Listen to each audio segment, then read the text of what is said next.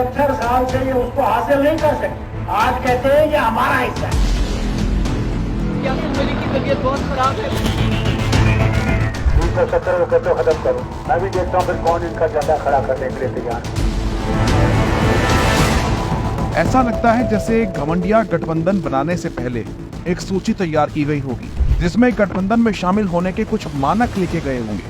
उन मानकों में देश विरोधी, भ्रष्ट और परिवारवाद जैसे कुछ मानक पास करने वालों को ही घमंडिया गठबंधन में शामिल किया गया होगा। क्योंकि आप घमंडिया गठबंधन में शामिल जिस पार्टी पर नजर डालेंगे वो इन सभी मानकों पर खरा उतरती नजर आएगी। जम्मू और कश्मीर की पीडीपी और नेशनल कॉन्फ्रेंस इस गठबंधन में शामिल ऐसी पार्टियां हैं जिन्हें पाकिस्तान प्रेम है, जो भारत विरोधियों की मदद करती हैं, पत्थरबाजों के लिए सहानुभूति रखती हैं, भ्रष्ट होने के साथ साथ परिवारवाद का जीता जागता उदाहरण है। 75 साल से ये उसको हासिल नहीं कर सके। आज कहते हैं ये हमारा हिस्सा है। अरे जरा ले ना, हम भी तो कहते हैं जरा ले लो, हम भी देखें। वो भी कोई कमजोर नहीं है, वो भी चूड़ियां पहने हुए नहीं है, उनके पास भी एटम बम। पीडीपी और नेशनल कॉन्फ्रेंस ने कभी चाहा ही नहीं कि जम्मू और कश्मीर में शांति स्थापित हो। वहाँ के युवाओं के हाथ से किताबें छीनकर पत्थर देने वाले कोई और नहीं, ये घमंडिया गठबंधन के सहयोगी हैं। पत्थरबाजों को समझाकर सही रास्ते पर लाने की कोशिश करने की बजाय फारूक अब्दुल्ला जैसे नेताओं ने उन्हें बढ़ावा देने का काम किया है। तुम जो चाहे एमएलए बनूं या एमपी बनूं या मिनिस्टर बनूं, उनकी सरबराही जुबान वो जो पत्थर फेंकने वाला है उसको टूरिज्म से कोई मतलब नहीं है, ये समझ जाए। उसको टूरिज्म से मतलब नहीं है, वो भूखे मरेगा मगर वो वतन के लिए वो पत्थर मार रहा है, ये समझने की जरूरत है। ये समझने की जरूरत है कि अगर वो अपनी जान दे रहा है तो वो टूरिज्म के लिए जान नहीं दे रहा है, वो टूरिज्म के लिए नहीं जान दे रहा, वो दे रहा है कि इस वतन का फैसला होना चाहिए जो यहाँ के लोगों को कबूल हो।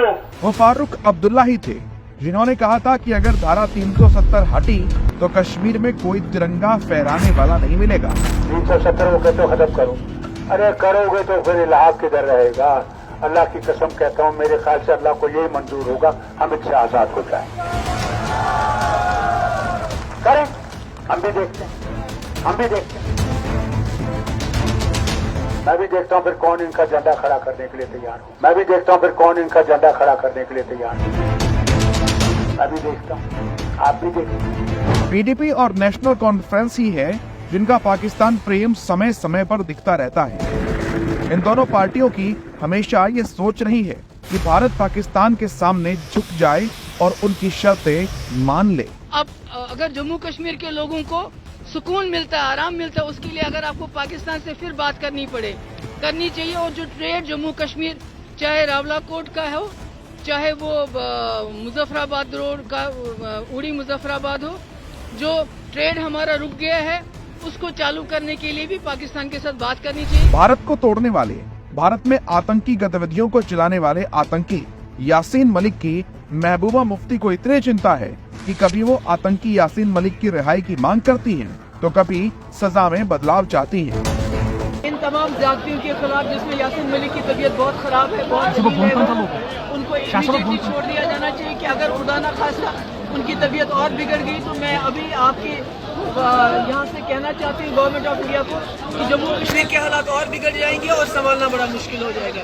हिंदुओं से नफरत और पाकिस्तान प्रेम महबूबा मुफ्ती को विरासत में मिला है। पूरा देश जानता है महबूबा मुफ्ती के पिता मुफ्ती मोहम्मद सईद की राज में कश्मीरी हिंदुओं के साथ जघन्य अपराध हुआ।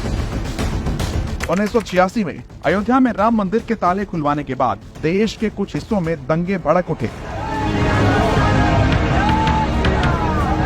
जबकि कश्मीर काफी हद तक शांत था। लेकिन अनंतनाग जिले में हिंसा भड़क उठी जो मुफ्ती मोहम्मद सईद का गढ़ था। वहाँ कई मंदिरों को अपवित्र किया गया और पंडितों के घरों पर हमले किए गए। कश्मीर से रिपोर्ट करने वाले प्रवीण डोधी ने विभिन्न स्रोतों का हवाला देते हुए कहा कि मुफ्ती इन दंगों के पीछे थे, मुफ्ती ने ही दंगों की साजिश रची थी। इसके बाद से जम्मू कश्मीर में हालात और बिगड़ते चले गए।